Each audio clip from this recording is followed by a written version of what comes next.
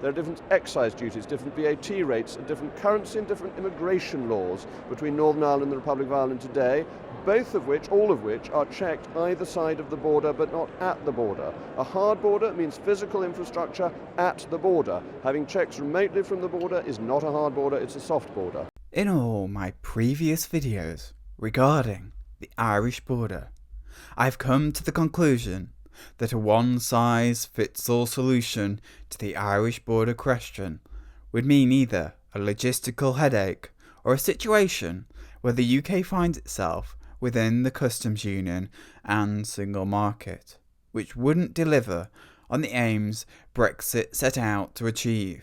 But that was a one-size-fits-all solution. There are in fact 3 borders that Ireland has. And even if you disagree with me, consider subscribing by the end of the video. First is the Irish sea border, in the bit between the UK and the island of Ireland.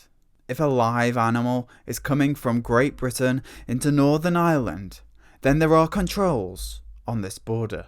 Second is the land border between Northern Ireland and Southern Ireland, known as the North-South border. There are already a number of regulatory and tax differences between the two sides of this border. So the third border is the Celtic Sea, the blob of sea sandwiched between Ireland and France. Because Ireland is not in the Schengen area, that's the area where you don't need a passport to cross a border, then technically you already need a passport to be able to cross the Celtic Sea into mainland Europe. So the EU's first proposal to the Irish border question was to keep the island of Ireland within the customs union and single market, while the rest of the UK left those institutions, effectively making a border down the Irish Sea, ensuring customs checks would have to take place between the UK and Ireland. The UK government would not agree to this because it would essentially cut off Northern Ireland from the rest of the UK. The House of Commons even passed a bill that blocked any agreement to split Northern Ireland from the rest of the UK. So the EU and the UK went on to agree a land border solution called the Irish backstop. Northern Ireland would remain in a single market and the rest of the UK within a customs territory, eliminating the need for customs checks at the Irish Sea border, and even going further and eliminating the need for no free movement at the border by keeping Northern Ireland within the single market. However, this created a number of problems that eventually led to the withdrawal agreements being rejected in Parliament. It's worth remembering that the backstop is only an insurance policy should no alternative be found. But with no alternative in sight, it seems more likely that the Irish backstop will become the default position if a Brexit deal is agreed. There are other aspects to the deal that MPs don't like, but the backstop is the most crucial because it informs the UK's future trading relationship with the EU and the unity of the UK. Secondly, under the backstop, Northern Ireland will have a different trading relationship to the EU than the rest of the UK.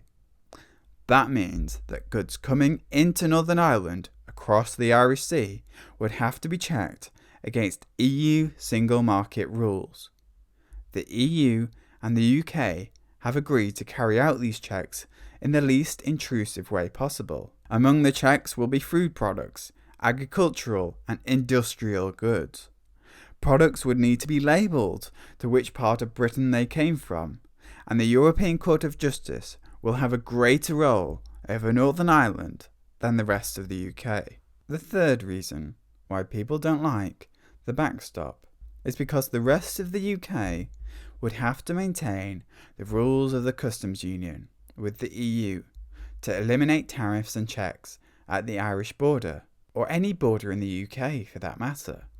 But we would not be able to do trade deals outside of the customs union without the approval of the entire Union. After Brexit, there will need to be some mechanism to impose tariffs and rules of origin checks because of EU rules. So the question is how?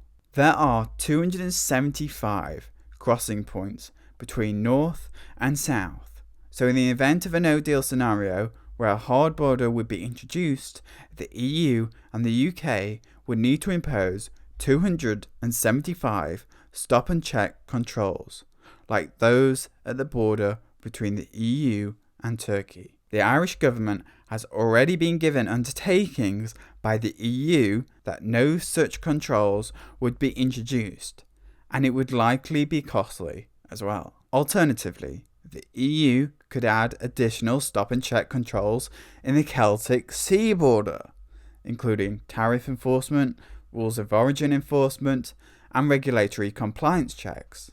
This would ensure that any materials entering the rest of the EU from Ireland were compliant, reducing the task of north-south border controls to only those necessary and proportionate for goods destined for Ireland itself. If more checks were introduced in the Celtic Sea, it's likely that the regulations would be checked one way.